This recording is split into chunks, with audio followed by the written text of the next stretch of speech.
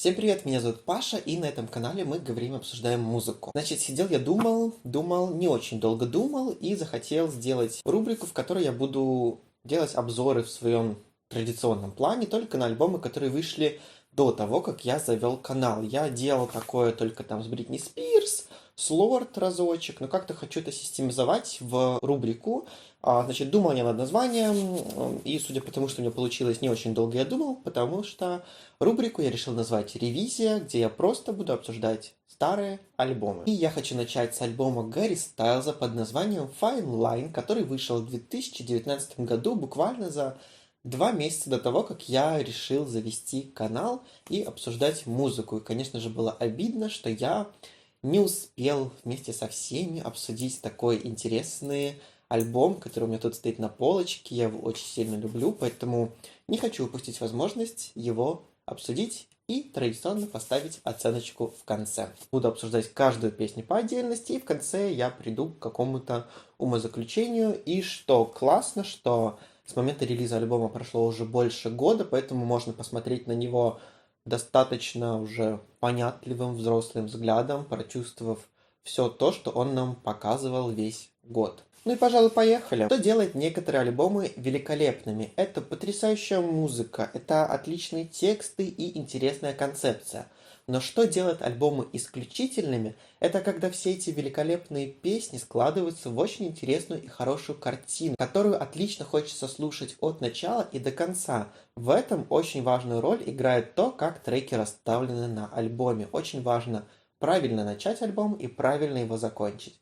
И в этом случае мы начинаем альбом невероятно правильным треком, который называется Golden. Это великолепный, очень легкий, очень такой воздушный трек, в котором хочется просто раствориться, прыгать под него, танцевать. Я уверен, что если бы Гарри поехал в тур, на который я должен был полететь в Берлин, в Гамбург, то начинал бы он, конечно же, с нее, потому что настолько приятные эмоции оставляет эта песня, она не перегружена, она достаточно легкая текстовая, но она при этом настолько идеально открывает альбом, что просто невозможно представить чего-то другого. Я очень рад, что в конечном итоге Гарри сделал эту песню с синглом, снял на нее вполне неплохой клип, и я очень жду, когда он будет петь ее вживую в турне. Второй песней у нас идет Watermelon Sugar. Это, на удивление, песня, которая стала главным хитом в карьере Гарри на данный момент. Его первый сингл номер 1 в Billboard Hot 100 и его, по-моему, самая продаваемая песня на данный момент. Что еще удивительнее, это мой наименее любимый сингл с этого альбома. Нет, я не говорю, что эта песня плохая, она хорошая, но если судить по синглам, я считаю, что это самая простая, без какой-то вот заковырочки песня Гарри. И, конечно же, интересно, что именно она добилась таких высот. Это хороший, приятный летний трек, который просто вот дышит такими вот теплыми мотивами, пляжем, летом, которого, я уверен, многие из нас не испытали в этом году из-за коронавируса и сидели все у себя дома. Но это все не отменяет того факта, что трек слишком простой. И вот от ощущения того, что вот он ну прям слишком легкий и простой, как-то вот не хватает, наверное, эмоций или мозга, чтобы его отнести к каким-то действительно великим песням. Третьей в альбоме у нас идет песня Adore You, которая тоже была синглом, и я считаю, что это потрясающая песня, которую ни Гарри, ни ее команда не дожали. Все дело в том, что к релизу этого трека как сингла очень основательно готовились.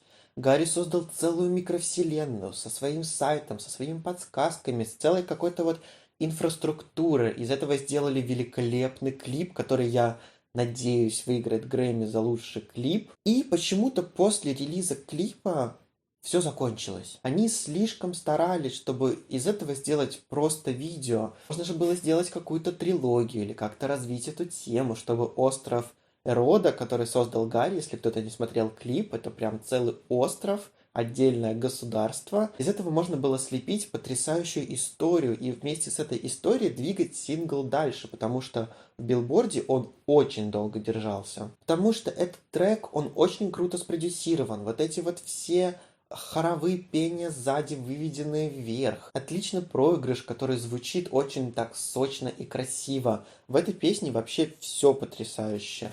но, к сожалению, именно как сингл немножко его не добили. И четвертый у нас идет, собственно, лид-сингл с альбома, это трек Lights Up. Наверное, мой любимый сингл с этого альбома. Эта песня, она очень мелодичная, она достаточно необычная, звучит по-новому. Опять же, на нее снят очень красивый сексуальный клип. И слушать ее, и переслушивать даже спустя год — это сплошное удовольствие. Пятой идет песня Cherry, которая стала, наверное, одним из фаворитов у фанатов Гарри Стайлза. Однако, если честно, у меня не вызвало каких-то особых эмоций и восторгов. Прикольно, что Гарри умеет пойти немножко в конкретику, когда мы понимаем, о каком человеке он поет. Но вот чего-то, вот знаете, цельного в этом треке нет.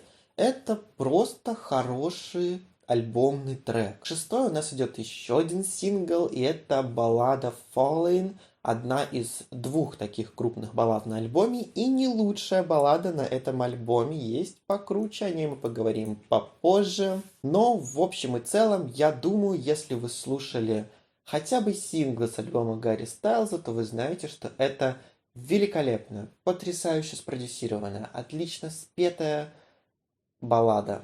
Я забыл слово баллада. Все тут абсолютно на своем месте. Гарри просто невероятно органично слушается в балладных произведениях, поэтому даже каких-то претензий тут придумать невозможно. Седьмой на альбоме идет песня To Be So Lonely, и я бы сказал, что эта песня ближе к тому, чтобы называться треком-филлером на альбоме, но хорошим и приятным филлером. Если бы не куплет, то, наверное, песенка была бы совсем слабой, но куплет все-таки спасает, потому что звучит довольно ярко и притягательно. Восьмая песня называется She, и все, что я тут могу сказать, это гитарное соло. Да, собственно, мне кажется, трек ради вот красивого, длинного, великолепного гитарного рок-соло и делалось. И это великолепно. При этом на песне довольно интересное повествование, Гарри отлично поет, но все равно вот это гитарное соло, это... Девятый трек Sunflower Volume 6. Странные у меня ощущения по поводу этой песни, причем с момента выхода альбома и до сих пор. Да, это крутой эксперимент, но я не уверен в финальном результате.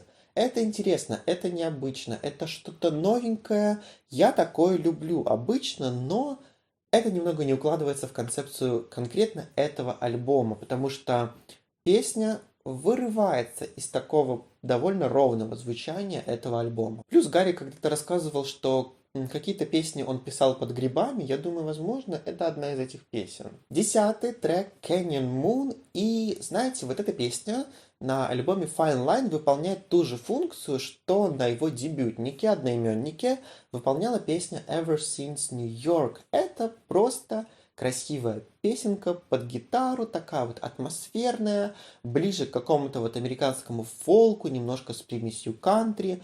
Просто хорошая, красивая песенка без претензий на что-то большое. Вот 11-я песня Treat People With Kindness — это уже эксперимент, который вошел в концепцию альбома очень хорошо, и я считаю, что это великолепный трек, чтобы разнообразить звучание альбома, но остаться в его концепции. Опять же, эта песня стала, вроде как синглом, на нее, собственно, вышел клип и все, но вот это вот такое большое куиновское звучание 70-х, хотя песни вообще не похожи на Queen, чтобы не писали фанаты миллион раз, что это там богемская рапсодия, вот это все. Да нет, ребят, такое звучание в 70-х было у каждой собаки. Queen — это немножко более мощная такая машина, и Гарри немножко, мне кажется, другими артистами вдохновлялся.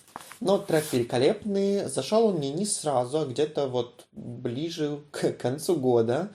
И, конечно же, прекрасный клип добил мою любовь к этой песне. Ну и теперь я хочу вернуться к тому, что я говорил в самом начале обсуждения этого альбома. Это то, что великолепные альбомы делают хорошие треки, прекрасные тексты, интересные аранжировки.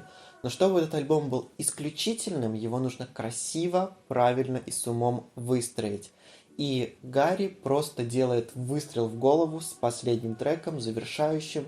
Это песня Fine Line, и это лучшая песня на этом альбоме. На самом деле очень грустно, что из-за ее довольно сложного звучания она не получила такого широкого признания Даже у поклонников Гарри, не то что у обычных слушателей, но я могу это понять, потому что песня Fine Line это скорее, знаете, такая конфетка, которая нравится не каждому. Но как по моему вкусу, как по моему восприятию музыки, это невероятный трек, который отлично построен от самого начала и минимального количества инструментала. Но вот знаете, вот эта обработка голоса Гарри, которая с таким эхом, с большим ревером, как будто он поет в какой-то большой комнате или даже там в церкви. Это все настолько красиво сплетается и потом уходит в такой красивый оркестровый финал, где все инструменты вместе сплетаются в одно целое, и в конце это все просто обрывается, и на этом просто настолько вот вкуснейше заканчивается альбом, что я не могу описать. Но этот трек из-за его такого вот построения, он довольно сложный для восприятия, то есть это больше такой трек настроения или трек, к которому нужно проникнуться, поэтому я понимаю, почему он не стал популярным или почему он там не набрал кучу стримов и один из самых наименее прослушиваемых на альбоме Гарри. Но вот те, кто уловил вот эту вот нотку потрясающего великолепия и точного такого настроения этой песни, я уверен, что меня поймут, насколько же это великолепная песня. И да, я ее называю абсолютно лучшей на альбоме. И так случилось, что именно эту песню я послушал первой на альбоме из несингловых, потому что я думаю, как многие знают, альбомы где-то за сутки уже сливают, потому что выходят они в других странах. И когда выходил альбом Гарри, я решил, что я разрешу себе послушать одну песню из несингловых, естественно, которых еще не было. И я решил, что это будет именно Fine Line, и, боже мой, как я угадал. Сутки до выхода альбома в моей стране я просто на репите ее слушал, и, как говорится, попал не в бровь, а в глаз. Ну вот, собственно, и все. На этом закончился альбом Fine Line. Давайте переходить к выводам. А выводы тут довольно очевидны, если честно. Мы получили великолепный альбом от Гарри Стайлза, который отлично будет слушаться через 5 лет, через 10 лет. Песни не устареют. Лучшие песни этого альбома, я думаю, начнут ценить еще больше, чем сейчас. А Гарри Стайлз будет радовать нас великолепными или даже великими проектами. В сравнении с его дебютником я не могу сказать, что это какой-то дикий рост вверх, нет. Но дебютник тоже задал довольно высокую планку, и, наверное, с этим альбомом Гарри плюс-минус остался в том направлении, но тут даже не хочется жаловаться на то, что он как-то не скакнул выше головы, потому что сильно высоко на данный момент в музыке скакать некуда. Поэтому моя оценка этому альбому составляет 9.3 из 10. Это одна из самых высоких оценок, которые я даю альбомам, потому что я ни одному альбому никогда не ставил выше, чем 9.5. Не знаю почему, но вот просто хочется зарезервировать вот эти 0,5 баллов для чего-то, знаете, совершенного, до чего невозможно достичь. Но я считаю этот альбом по-настоящему великолепным и чем-то тем, что должен послушать каждый человек, который хочет хотя бы мало-мальски разбираться в хорошей музыке, потому что те отсылки, которые делает Гарри на Битлов, на Флитвуд Мэк, на Роллинг Стоунс, это потрясающее впитывание истории музыки и ее интерпретация в современность. И я скажу так, что Гарри на данный момент, наверное, единственный, кто делает это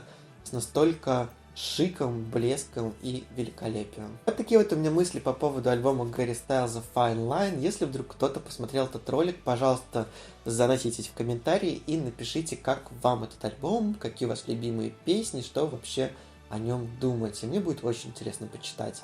А у меня на этом все. Всем спасибо за просмотр. Всем пока.